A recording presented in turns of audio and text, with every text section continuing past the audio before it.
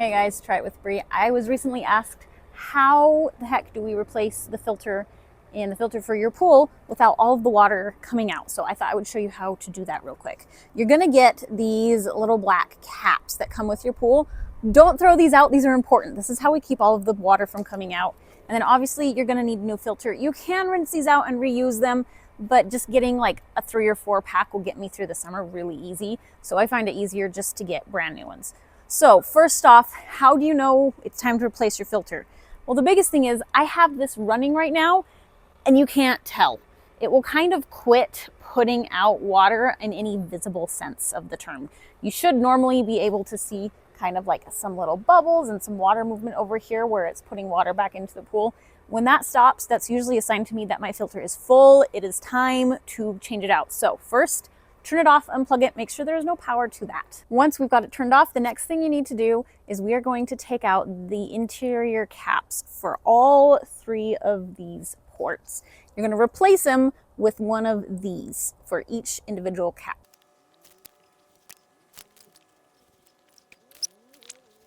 Now we've got all of that set, so these hoses can pop off and we're not going to lose water. We're going to undo our filter and undo the pump and put the filter in. So you want this dark gray ring is what's going to release the whole thing.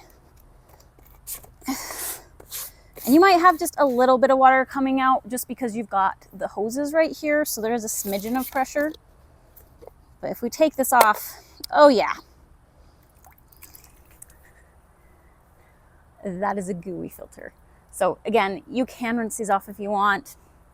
At this point, it's better just to chuck it and let it go. I live in a very dirty, windy, dusty area. Lots of pollen, lots of wind that brings dust in off the fields. So we go through one of these every 3-ish weeks if we want my pool to stay clean. It's a little bit dirty right now. I probably should have replaced it last week, but life got crazy, so we're doing it now.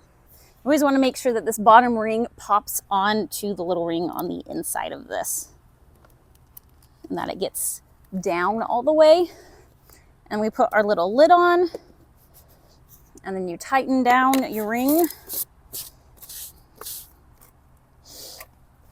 Make sure it's nice and tight. And now we're going to do all of that in reverse. We take the plugs out, put those back in, and tighten back down our little clamps that hold the hose in the pool and everything together.